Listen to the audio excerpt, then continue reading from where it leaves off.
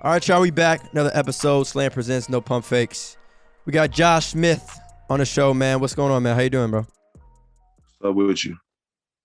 Same old, man. We appreciate you being on the show. So we can get right into it. One of the first questions that I have for you, man, just wanted to talk about is, you were a player that, went straight from high school to the league.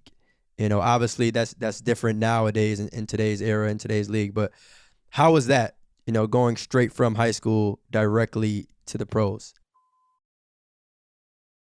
It was. I don't know. I mean, now that I look at it, being 35, it was a big leap for me. You know what I'm saying? But I had a great support system with my mom and dad and my siblings that, it gave me confidence to be able to make that leap. Though, I mean, my support system was everything. So I really didn't ever really kind of look at. I really never looked at the difficultness of being able to make that leap from high school. Now, Josh, you was drafted by the Hawks, which is the same city you kind of grew up in. Did you feel any like type of pressure? No, I really didn't. I thought I was going somewhere else, but when I landed here, I just looked at all the positives of being able to be at home with my mom and dad being there, me being the age that I was, kind of was able to give me an opportunity to be able to find out, what I wanted to do, or like where I could eat at. It was easy. I could go to my mom or my dad's house, and I was able to get that guidance. So it was good. I really didn't look at the pressure of anything. The only pressure was for getting tickets. That was it. All right, Expected. yeah. So even but yeah, man, can you tell us too, like the pros and cons of entering the league at such an early age, and do you feel like missing out on college at that point in time in your career? How did that feel? Um, I mean, like, being in the situation I was in, where I had the opportunity to be able to take care of my family and my loved ones. It really was a no brainer for me. Being in the struggle, pretty much my whole childhood, fighting through a lot of the adversity, and me just really having my mother and father, my siblings, really to hold on. So it was a no brainer. So I really didn't see the cons in anything. You know what I'm saying? I got my mind focused around it. My dad was very communicative with me about me making what we was gonna do, the decision that we was making. So I just had to kind of wrap my head around, taking the leap and getting my body and my mind ready for it. So I was looking at all the pros.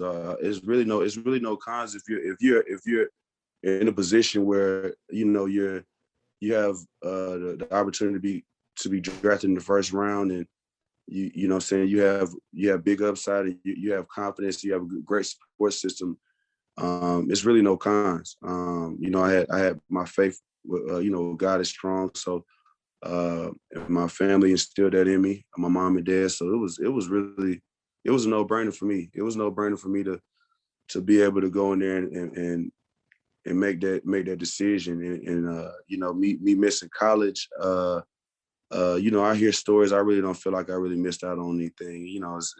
Probably the college parties and other little things like that. But uh, I'm glad I dodged all that extra work that I had to do. I hear you. Nah, facts. Josh, when people talk about like the hoop scene, a lot of times they talk about California, the Midwest, and Chicago, even like New York. Do you feel like people sleep on the hoop scene in Atlanta?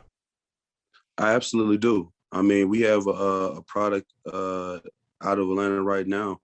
Anthony Edwards, who's probably going to be one of the faces of the NBA as soon as they start giving him the recognition that he deserves. I mean, I understand the Minnesota market is small, but I kind of feel like they should be televised a little bit to showcase his talent. I think the world needs to really know who he is, because he's that type of talent.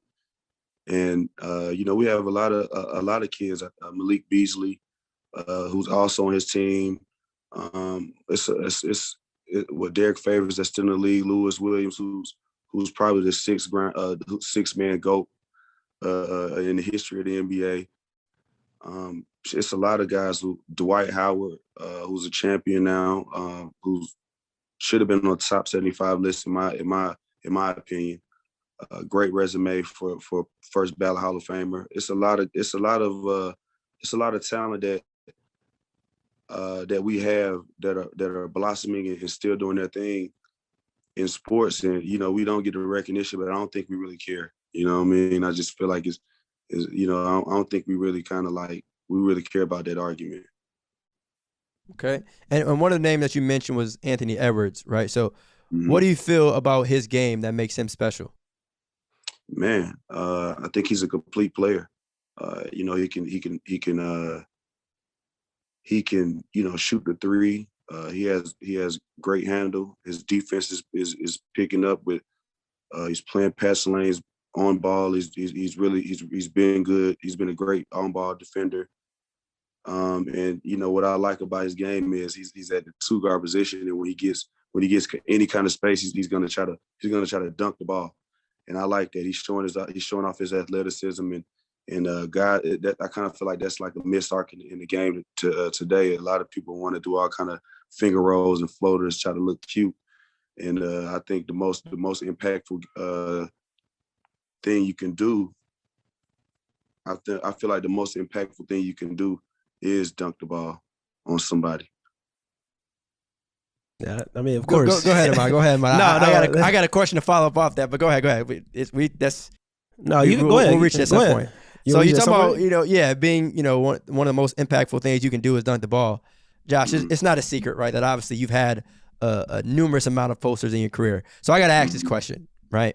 If you had to choose just one, right, what's been your favorite poster or the poster that you be like, damn, it really got real on that dunk. If there's one, I know there's a good amount to choose from. Right? Yeah, the collection and the resume is there. But if you had to choose one, I had to say it was a Miami game, and I don't know if I got a block or something on the other end. It was like a deflection, and we was in Miami, and I was running down the court.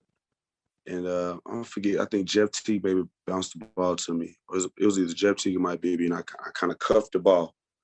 And when I cuffed it, Joel Anthony was like all over my body, and I dunked it. But I didn't even know I made the bucket because I was like trying to in my mind I was thinking like, oh, I'm about to fall crazy. I'm trying to brace my fall so I didn't hurt myself real bad. So like when I got up, I'm like, did I make that? You know what I'm saying? So then they was like, yeah. I was like, man, oh my gosh, like, you know what I'm saying? So I'm like, I got to see that later. So when I seen it later, I was like, it was impressive to me. That was an impressive dunk. That was an impressive finish.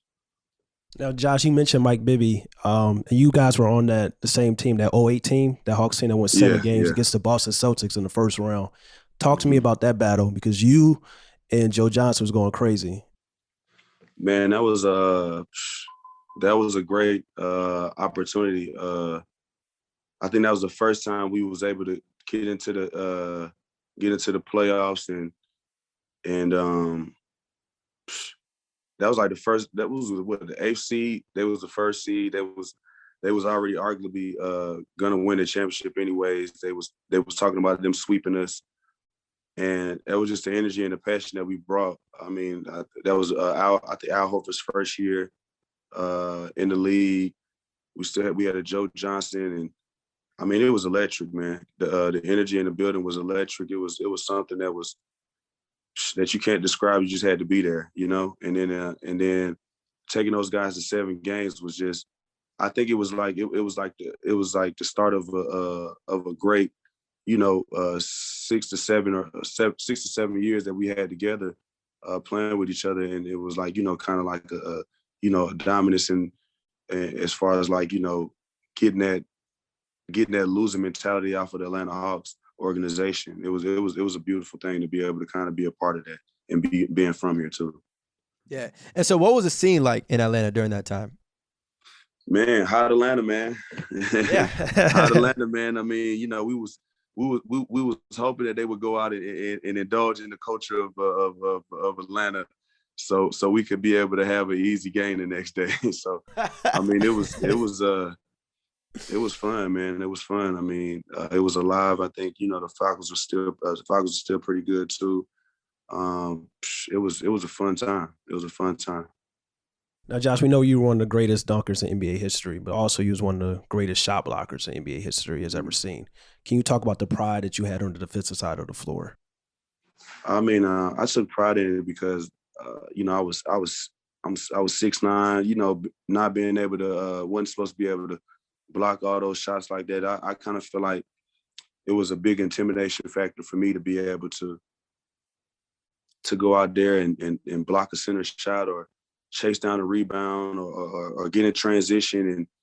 And when a person thought he had an easy layup, easy dunk, and just it cleared off the board, it was some things that me and my point guard had. I was just telling them to just get in front of them, the slower steps up, and you'll have a rebound. So they'll just do little things like that to be able to help me increase my blocking. And I mean, it was just it was a knack that I had that I mean, I enjoyed doing. I enjoyed blocking shots. I enjoyed controlling the paint, making guys make decisions when they got past their man. So it was having that intimidation factor with the rim being the height that I was.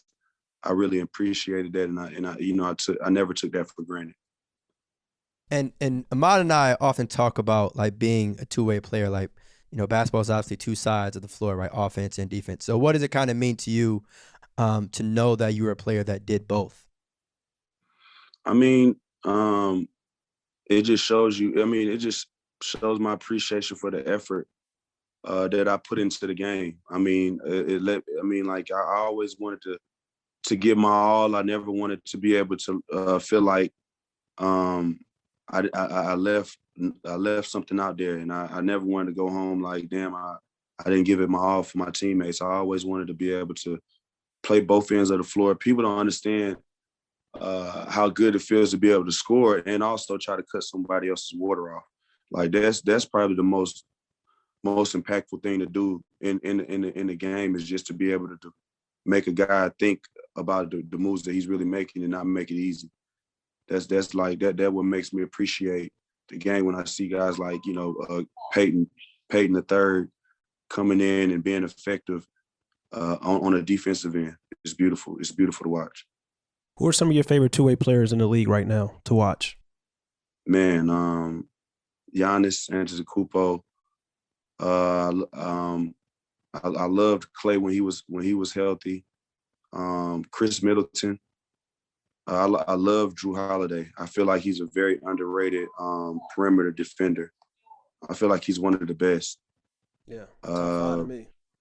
Yeah, absolutely. Let me see who else. I know I'm. Say you got $3 on there. I have Jimmy Butler. I like watching him. I said Klay Thompson too. Yeah. I gave you Klay Thompson. I love watching Jimmy Butler. I love watching Ben Simmons too. Being able to be 6'10", being sliding his feet with those point guards, fighting over pick and rolls every day. It's impressive to watch. It's super impressive to watch. Josh, I look at you as being one of the most talented players to never reach the All-Star game, especially in 2012. You were averaging like 19-10, shooting 45% from the field. Can you talk about how like All-Star selections and NBA awards are very subjective at times? Like some of the best players that should make it never get a chance to make like All-Star games or NBA all teams. Yeah, I mean, it's kind of disheartening too. Because you really want to kind of, the hard work that you put in the off season and the hard work that you put in during the season, you want some kind of validation, right, from your peers and from the coaches, right? Because in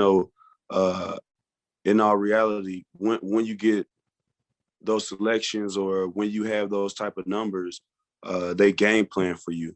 You know what I'm saying? So like if a coach has the game plan for you or put them in their game plan when they're going over the other team's offense, they respect you. You know what I'm saying? So, I guess, I mean, like you said, those things are subjective sometimes, and it is what it is. I kind of feel like people shouldn't really hang their hats on them being all-stars or not. I kind of feel like they should hang their hats on how a team views you, what your salary looks like. You know what I'm saying? Like, what do they offer you in the off season? If you're getting paid like an all-star, I kind of feel like, you shouldn't. I mean, I'm not telling you not to care about those things, but I don't feel like people should put all their emotions and their feelings into that. You know what I'm saying? Because you don't want to let yourself down, and you don't want to kind of get discouraged in the second half of the season because of a selection that you feel like should have been validated and it wasn't. So do you feel like you play with a kind of a chip on your shoulder with that? Yeah, absolutely. I mean, it helps. It helps you continue to work hard, to keep adding things to your game, because it is a question in the back of your head, like, why? You know what I'm saying? But like, I wasn't an emotional person, so I kind of I analyzed things on how it was presented to me. I always understood and knew that once I stepped into the game of the basketball on a professional level, that it was a business. So I really never really put my feelings involved into things that people probably wanted you to do. You know what I'm saying? And so with that too, we talking about all-star games, but even going back to Atlanta, the 2005 dunk contest, right? To me, that was a very special dunk contest. But obviously, what you kind of did with Dominique Wilkins. How big of a moment was that for you when you kind of put it all into context and straight up perspective of like where you were, what it is that you were doing? I mean, I was so young, I didn't even know how big of a moment that would be for me in the history of my years of playing basketball. I kind of, when I did that, I kind of set a trend with guys kind of like, doing tribute dunks to their favorite dunkers, and it was definitely a blessing to be able to start a trend and say I started one of the trends in the dunk contest. It's kind of cool to be able to let my kids know when they get older that I kind of implemented something in the dunk contest that went on for years. Since you was one of the greatest dunkers of all time, I have to ask you this question. Who are your 5 favorite dunkers in NBA history? NBA history? Okay. NBA history. You can include yourself too in that list. I was gonna say. I gotta go with Vince Carter. Dominique Wilkins for sure. It was crazy. Sean Kemp. He was a nasty dunker. Who else is it? Who else? That's 3, right? That's 3. Got it. Let me see who else is on that list. Man, I like Zach LaVine. You know what I'm saying? Even though he's young. And I don't know, it's Jones Jr. That's my top 5. Jones Jr. he's nice. Okay. That's sure. It's a solid list. Top 5. Yeah, so it's a solid list. So let's say if you put yourself in there, right? That's 6. So yeah. I'll ask this question. Ahmad asked the your favorite ones. Who wins that dunk contest then? If it's the 6 of you. Shoo. Probably Vince Carter, man. I'll go with VC. Man. I ain't mad at it. Real recognize real. I mean, it's Vince Carter we talking about, so I ain't mad at it. Yeah. Yeah, man. Yeah, Vince Carter, for sure. But so, all right, let me ask you this too, though. Huh? Like going off like dunker and greatest dunkers of all time. How different do you feel is it to be able to dunk in game versus in a dunk contest? You know what I'm saying? Like to be able to, you know, catch a body in the middle of an actual game or just, you know, freestyling and taking time to think about what you're about to be doing outside of an actual game. I think in game is more difficult because, you know, dunk contests are more rehearsed. Like you have time to prep, you have time to think about what dunks you want to do, and you have practice to be able to try to do those dunks before you even get to that stage. You know what I'm saying? So being able to dunk on somebody like in transition, or I kind of feel like contact dunks are the most impressive dunks because once the guy jumps up, you don't, and you in the air, you really don't, you know, you might have to switch it up. You might have to switch the ball up in the air. You might have to move it to another hand. So like, those are the most impressive because it's like, man, how do you, in that split time of a second, think about switching it or moving it and you know what I'm saying, and really, and then finishing it. That's like the most impressive thing, like being able to just that force on force and then who wins, you know what I'm saying? Like that's the most impressive thing. I feel like that's the most deflating thing too. Like, you know, that does something to the other team. You know, when you see those highlights, you get to look at the other bench to see who's grabbing on the other man to see, like, you know what I'm saying? You know, the bench reactions, the bench reactions. Yeah. That's what I look at. That's the one I look for. So I kind of think that's the most difficult and most impressive. That's why it's cool to have like a real hooper's perspective, because some people love to say like, yo, LeBron James, Russell Westbrook, they never been in a dunk contest. But you're telling us like, yo, in-game dunking and contact dunking in a game is way more difficult and way more impressive than a dunk contest because it's not rehearsed. Yeah, because you got to go off of, you know, it's just like with dunk contests, it just really depends on who's a nervous person, who's not a nervous person.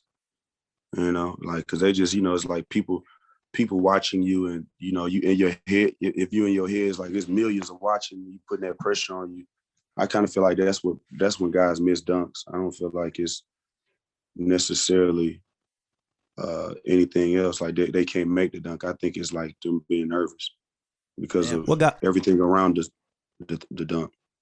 That makes sense. What players in today's league right now would you like to see in this upcoming year's NBA dunk contest? Man,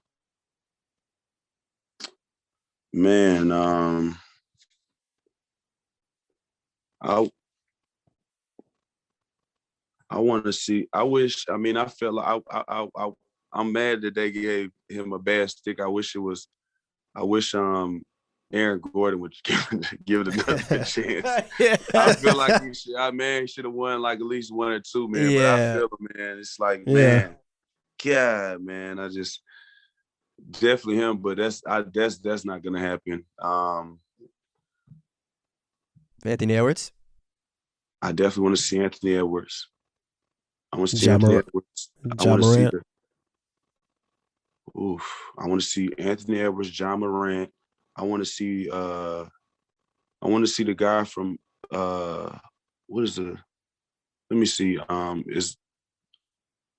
the kid from Indiana? He's the one that was in there last year. Oh, you talking about Cassius Stanley?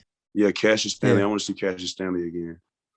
I feel like he has some more dunks to kind of show. I want to see him. And we got to go back with the reigning one, right? The kid from Portland.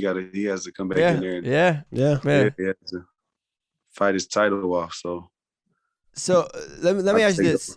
So as your career kind of evolved, you know, season by season, and obviously people knew who you were as someone that could obviously, you know, dunk on and get posters like that. Do you feel that after a while, players stop jumping? Like players like, all right, absolutely. Maybe, okay. Like I had a conversation with Anthony Edwards because I know him kind of well, and I was like, you know, you got to bring that back into the game. You got to start dunking on guys like you want to break their arm for even trying to contest it. So it's like, you know, guys don't want to be put on t-shirts. Guys don't want to be put on cards. So they they are reluctant to, if you do it a couple of times, they'll stop. They'll kind of, it's kind of part, like the lane to kind of like open up for you. Cause it's like they're not trying to, unless it's like playoffs or something like that, they're not trying to really kind of risk getting that highlight put on them. You know what I mean? Does that bother you, or does that make you like feel? It's a respect thing. I don't think it Well, bothers me. well, Like, I mean, I'm like, saying though, nah, like, it's if like yeah, if you're looking like forward to a poster, it's like, it's damn. like, yeah, it's like, yeah, you better not fucking jump. You know what I'm Right, saying? right, It's like that. right. You know what I mean? Like, you know what I mean? Like, you know It's better. like, you know what's gonna happen.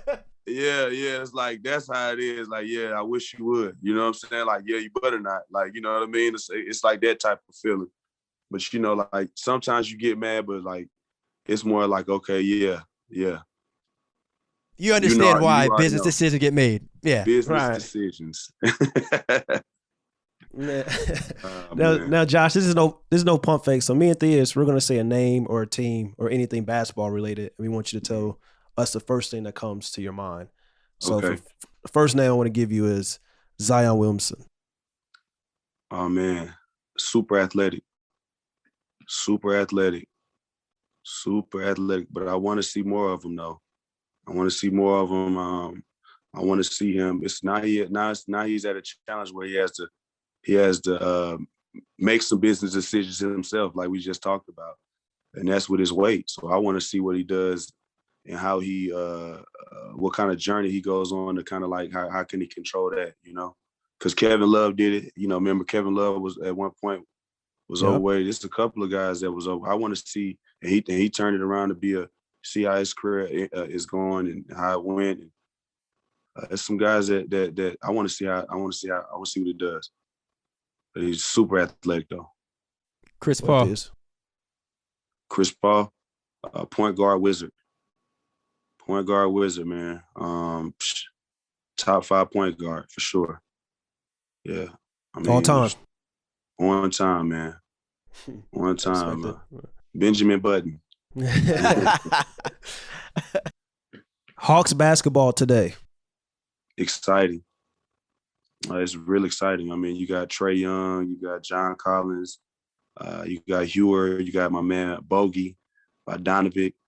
I mean, Clint Capella. You got Lou Williams coming off the bench. You have Cam Reddish, man. Wow, he's showing up. I mean, I've always been a fan favorite of his. I was excited when they got him in the draft, and now he's showing his worth. I mean, they have a lot of Hunter. They have a lot of guys out there. You could tell I watched a lot of them, so I pretty much know the whole John Collins too, another exciting dunker. Yeah, he reminds me of myself, like a right-handed version of me. They don't run. They didn't run a lot of plays for me, and when I played, and they don't run plays for him. He finds a way to get double doubles and he's very productive. So I really want them to keep that team together, so I can see them really do something special. Because I kind of feel like if they keep it together, they have an opportunity to win a championship one day. So, you know, I kind of feel like they need to keep that team together. They're very excited. Very excited. And they're young too. So. Yeah, young and exciting, man. For sure. All right. So Jamal Crawford.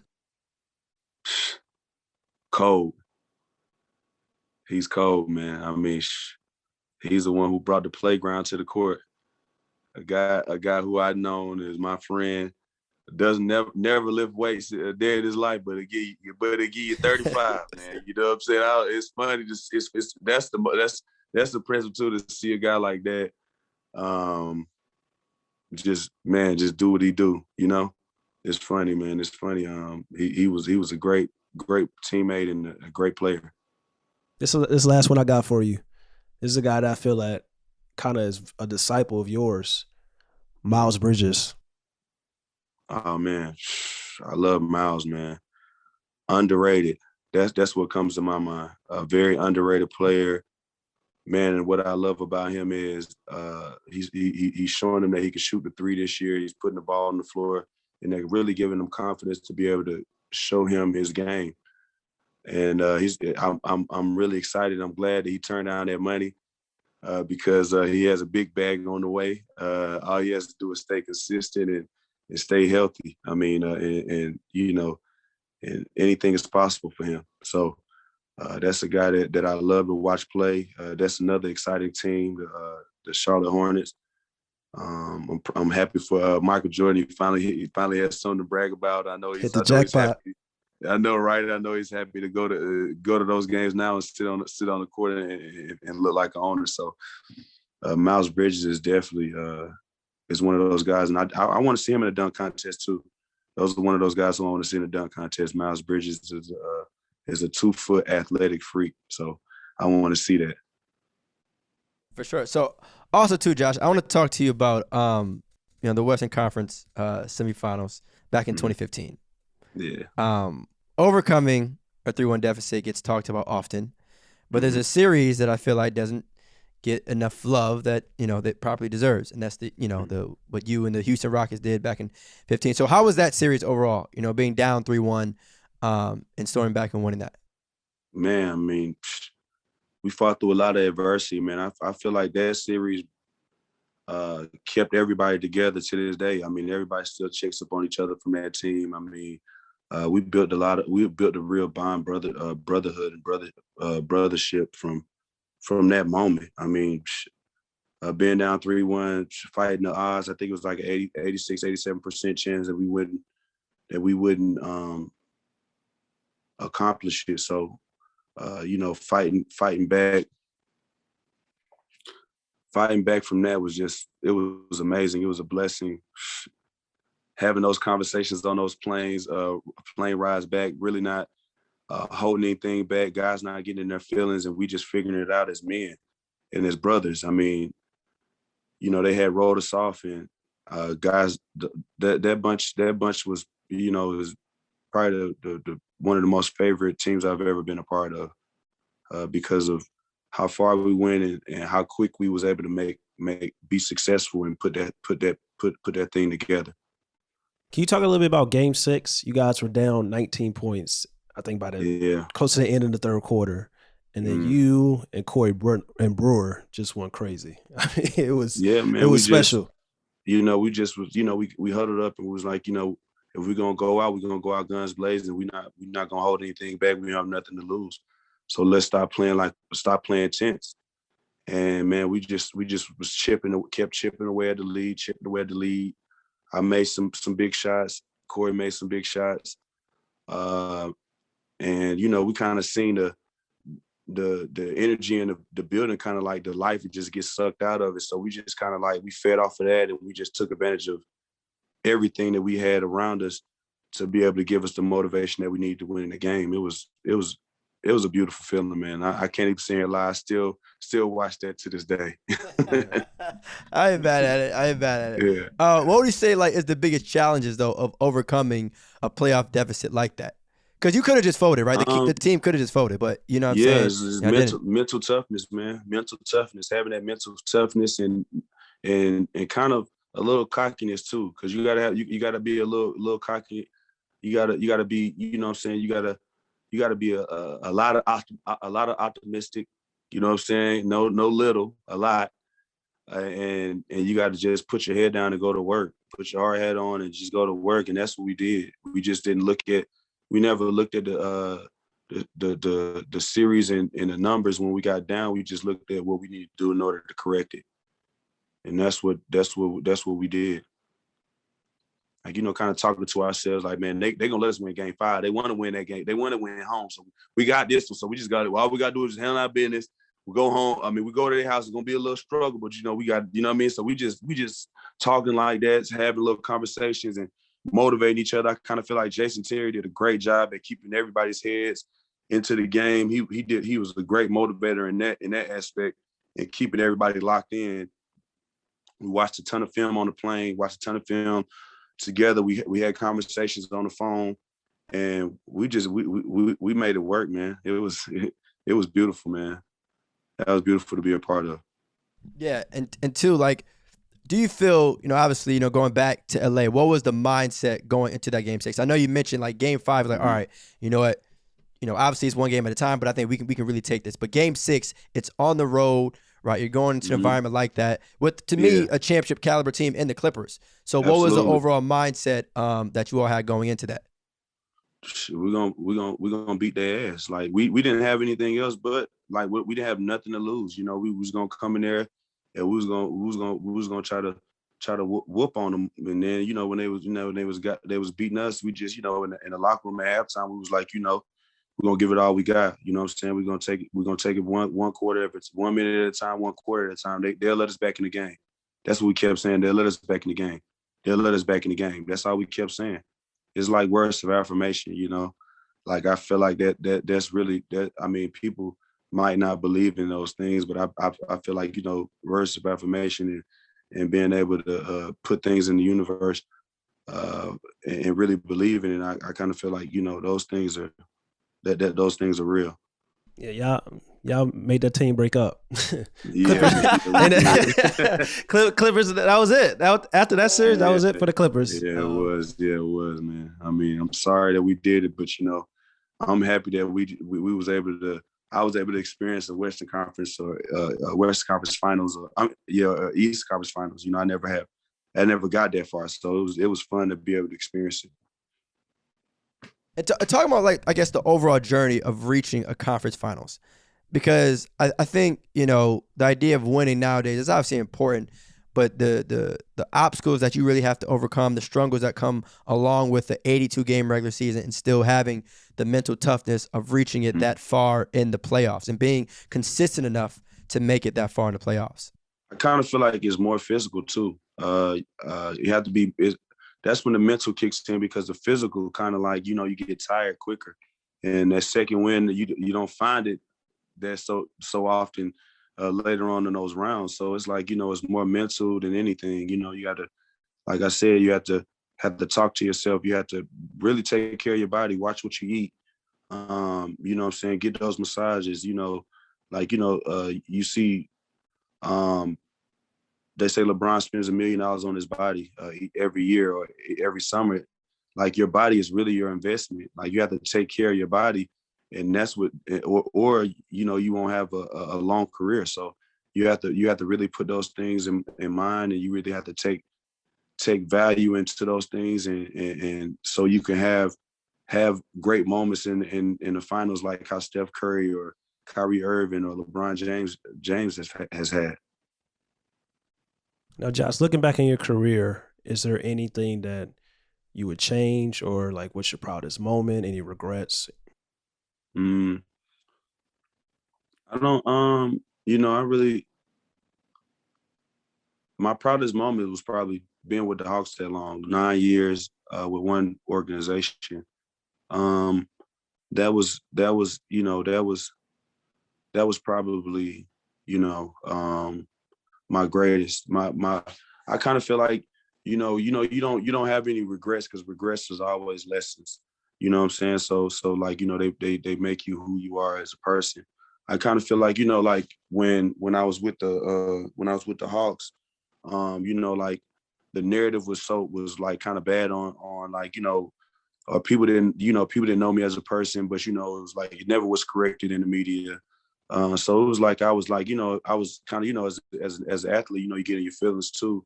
Like, at the time, I really didn't understand it, so I was like, I was ready to leave. So based off of that, so when I left, I signed with Detroit.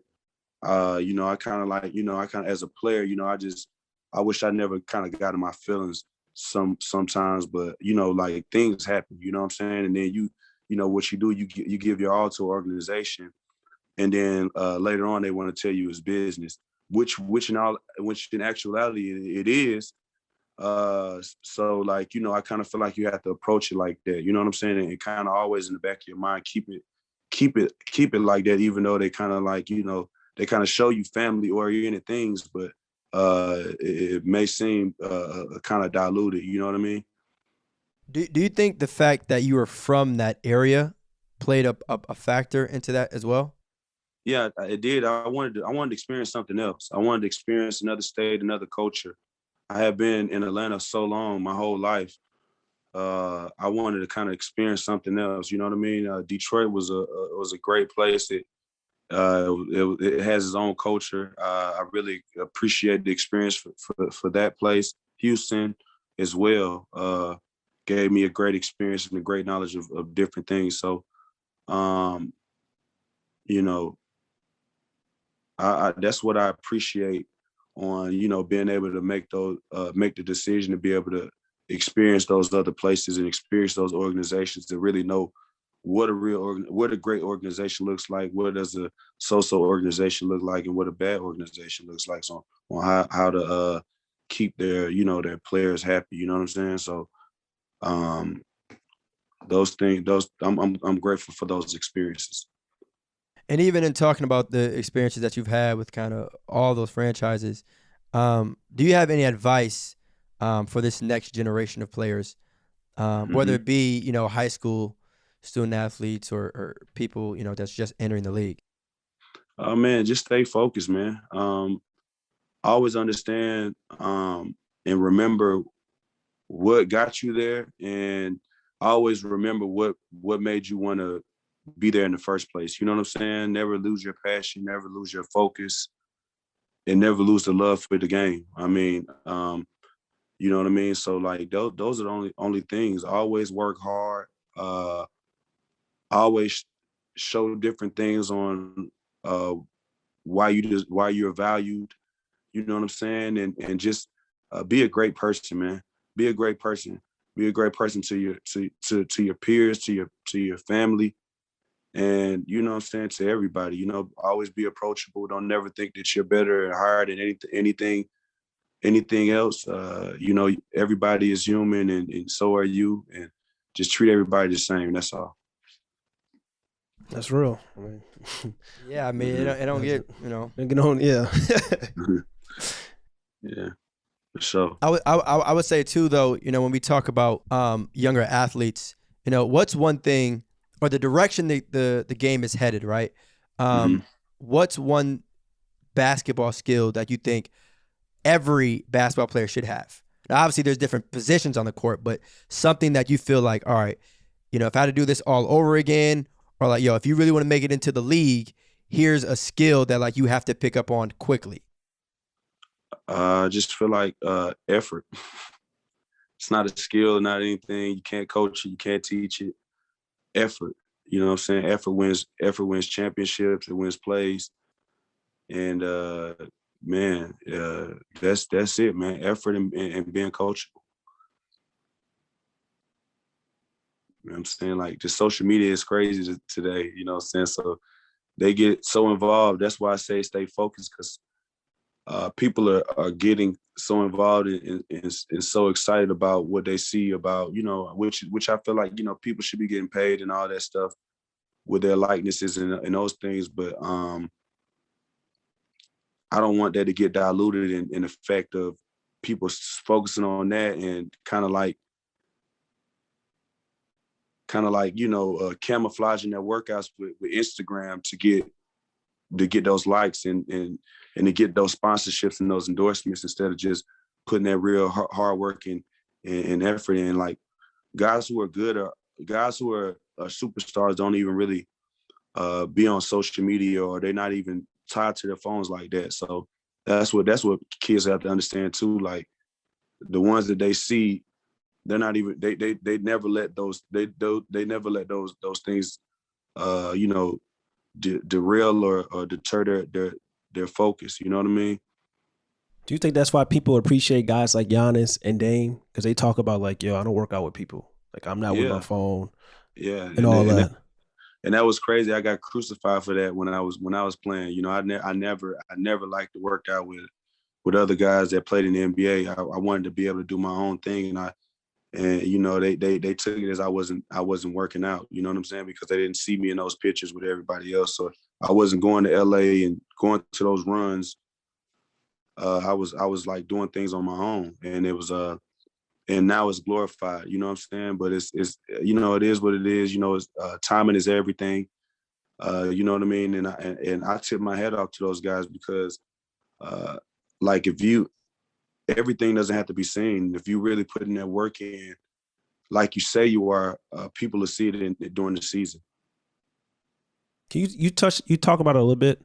Can you talk about it more when you talking about kind of like players getting labeled early on in their careers? I look at like Jamal Crawford. He was a guy that, like, he could have been a starter his entire career, but it's just like the media kind of labeled Like, he's a six man. He should come off the bench. Mm-hmm. Yeah. Can you talk about that?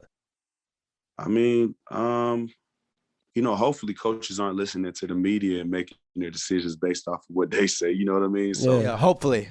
Yeah, hopefully, right? Hopefully, it's a big Sheesh. I mean, man. I think that, he could have been a starter for sure. You know what I'm saying? But it's like, with a guy like Jamal Crawford, who's a human microwave, who can get you instant buckets. Like normally, what people don't understand and look at is like, when you look at your bench, you need things that could come off your bench too, that can be able to withstand or kind of like, increase the help of the team. So if you already have a guy that can score the ball like Joe Johnson, and you really kind of feature him, and you give him a lot of isolation plays, and then you have Al Horford, who's really good post up guy, and I might break a play off here and there. Might be working off pick and rolls. Like, we needed somebody to come off the bench when Joe left, to be able to kind of like give us that. We didn't want to drop off. You know what I'm saying? So in our instance, we needed him to be the sixth man, because and for him, it was better and beneficial for him to be the sixth man, because it gave him the shots that he needed, and it didn't take any shots away from him, with Joe being on the court, and so it was great for our team chemistry. So I'm not sure about for us, but for a couple of organizations, he could have started. I definitely agree with that. I definitely agree. But like with guys like Lou Will, like he embraced that role. So it's either you like you play the hands that you're dealt, or you try to reshuffle them yourself, and then you don't know what kind of cards you're gonna get. You know what I'm saying? So it's like at the end of the day, like it's such a blessing to be in the NBA, and it's so hard to get there, that I don't think guys are really tripping on where they put them at. They just try to make the best out of it. You know what I mean? Yeah, and I mean, you talked about guys that have been in the league in the while, like Jamal Crawford, Lou Williams, even yourself, and how it's a blessing to be in the NBA. But I want to know, how difficult is it to stay in the NBA? Because a lot of guys in the league, right, they pretty much all have been the best player on their team in either high school or college. Mm-hmm. But to stay consistent in the NBA, how's that? It's harder. It's almost harder to get in. And it's even more hard now, because you have to think about it's global now. So now you're going against guys who basically go to school for basketball. Like, in Europe they have basketball schools. They don't so they just basically learn how to play basketball 24/7. Yeah, like so it's soccer, like they got basketball too. They got, you've seen, over there in China, they got a basketball school. They got a couple of them in Germany too. So, and a couple of places in Europe. So it's like they're trying to catch up. You know what I mean? They're trying to catch up to us, and then every year there's new talent coming in. That's why I always say, that's why I said before, you have to take care of your body. You have to find the right trainer.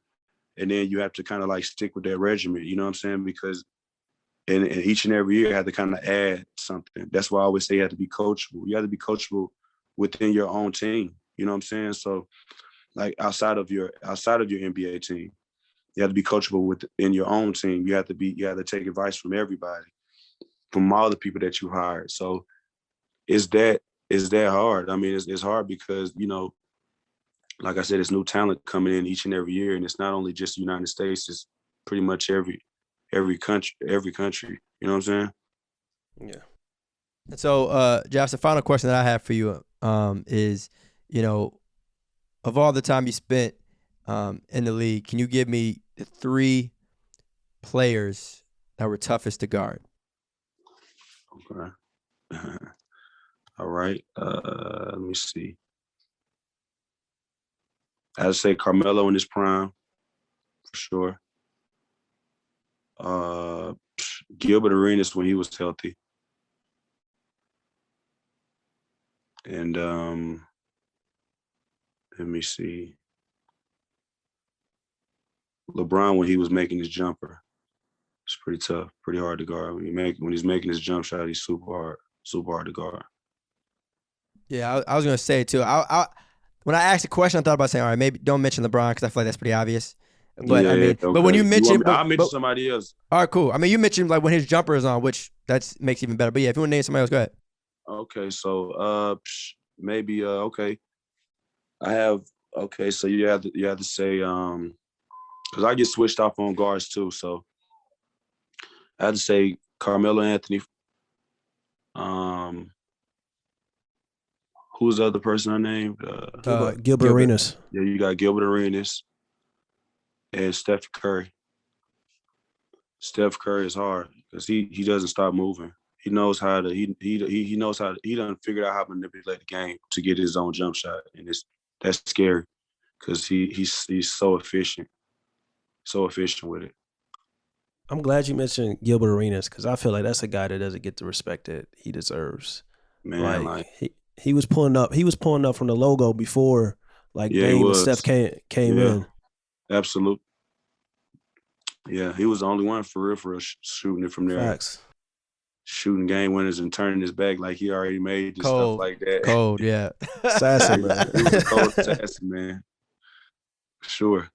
Well, we appreciate you for being on the show, Josh. For real, man. You got any final words for our audience here on No Pump Fakes, man? Man, I really appreciate y'all for having me. I've always been a fan of Slam. I love what y'all do for the culture, and just keep doing what y'all do, man. That's all. No doubt, Thanks no doubt, man. Appreciate you again for being on the show. Just like that, y'all. Josh Smith on No Pump Fakes. We out. Peace. What's up, y'all? It's Theus McBee. Make sure you go follow No Pump Fakes on YouTube, Apple Podcasts, Spotify, and wherever you listen to your podcasts.